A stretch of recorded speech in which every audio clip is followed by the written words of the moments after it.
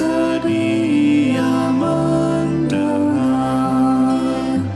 Sejak kulihat wajahnya, ku yakin pada firman-Nya dan menyerahkan bimbangku di dalam saat yang teduh.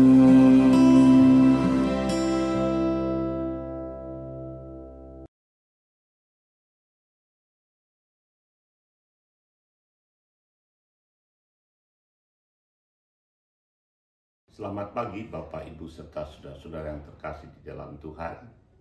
Marilah di dalam persekutuan doa ini kita akan membaca dan merenungkan firman Tuhan. Namun terlebih dahulu marilah kita berdoa. Ya Tuhan yang kami muliakan, sampaikanlah firman-Mu kepada kami di dalam persekutuan doa ini. Dan biarlah kami beroleh pengertian yang baik tentang firman-Mu. Berkatilah kami ya Tuhan. Terpujilah nama-Mu di dalam Kristus Yesus, Tuhan Sang Firman yang hidup. Amin. Saudara-saudara, kita akan membaca firman Tuhan melalui 1 Korintus pasal 14 ayat 12 sampai 25. Namun dalam perenungan ini saya akan mengambil 2 ayat dari perikop tersebut. Demikian, aku mengucap syukur kepada Allah bahwa aku berbicara dalam bahasa lidah lebih dari kamu semua. Namun dalam pertemuan jemaat aku lebih suka mengucapkan 5 kata yang dapat dimengerti untuk mengajar daripada beribu kata dalam bahasa lidah.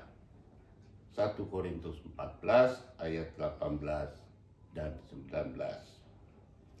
Saudara-saudara, Bapak Ibu yang dikasihi oleh Tuhan, belakangan ini sedang marak pencarian koin jagat yang dilakukan oleh para pengguna aplikasi tertentu. Mereka begitu berantusias mencari koin tersebut di berbagai tempat yang sudah ditentukan.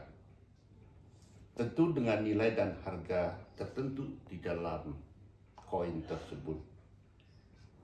Memang tidak mudah untuk mendapatkan koin tersebut. Namun yang sangat disayangkan adalah perburuan koin tersebut menimbulkan ketidaknyamanan bagi masyarakat dan juga sekaligus menimbulkan kerusakan pada sarana publik di kota Jakarta, juga di kota-kota lainnya seperti Bandung dan Surabaya. Saudara-saudara yang dikasihi Tuhan, karunia bahasa lidah sebagaimana yang dimaksud di dalam nas tersebut, di dalam perikop tersebut, memang karunia yang menarik. Namun memang disayangkan juga karunia tersebut kerap kali kurang membangun, dalam artian kurang bermanfaat bagi jemaat. Mengingat bahwa karunia tersebut membutuhkan juga orang lain yang mampu mengartikan, yang mampu menafsirkan, yang mampu menerjemahkan karunia tersebut. Jika tidak, tentu jemaat yang mendengarkan ucapan atau kata-kata yang disampaikan oleh penerima karunia tersebut sulit untuk dimengerti oleh jemaat. Itu sebabnya saudara-saudara, Rasul Paulus mengatakan, aku lebih suka mengucapkan 5 kata yang dapat dimengerti untuk mengajar daripada beribu-ribu kata di dalam bahasa lidah. Sekalipun Rasul Paulus memiliki karunia tersebut. Dengan demikian, karunia bahasa lidah seperti yang dimaksud tadi secara praktis memang kurang begitu memberi manfaat di dalam pertemuan-pertemuan jemaat.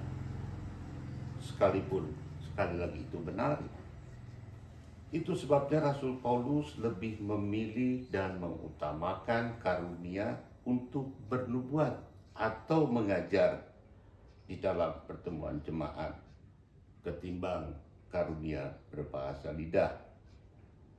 Karunia bahasa lidah hanya membangun pribadi orang yang dikaruniakan, namun tidak membangun orang lainnya.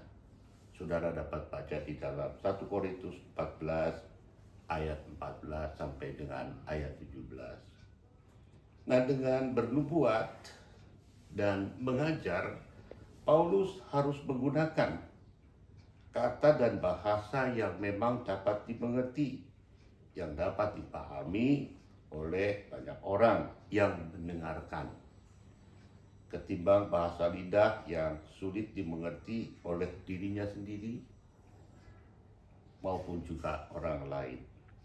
Saudara dapat baca di dalam 1 Korintus 14 ayat 18 dan ayat 19.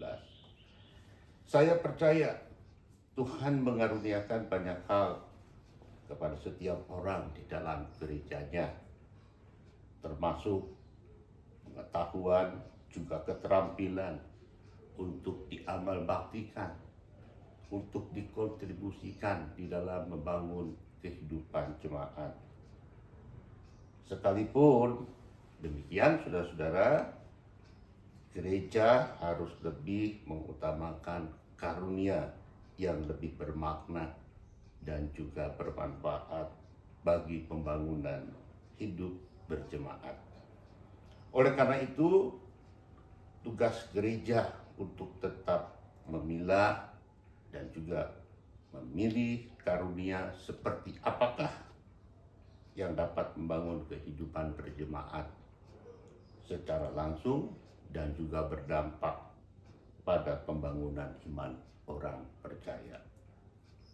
Dalam persekutuan doa bersama, hendaklah setiap orang yang terlibat di dalamnya menggunakan kata dan juga bahasa yang dapat dimengerti oleh banyak orang, baik dalam penggunaan puji-pujian kepada Tuhan, penyembahan kepada Tuhan, kesaksian iman atas pengalaman hidup beriman saudara, tetapi juga di dalam penyampaian firman Tuhan, bahkan juga di dalam doa-doa yang kita panjatkan kepada Tuhan.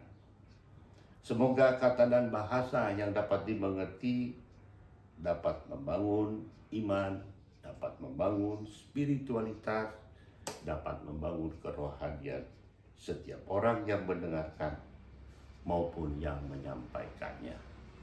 Tuhan memberkati saudara. Amin. Mari kita berdoa.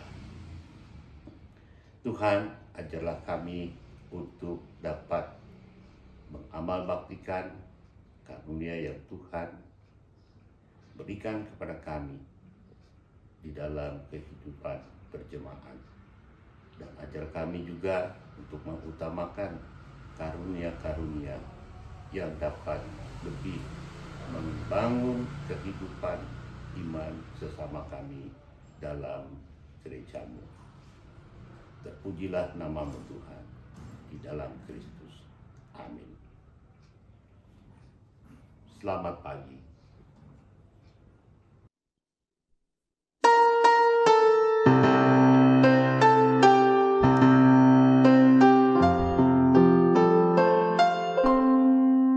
Kasih Tuhan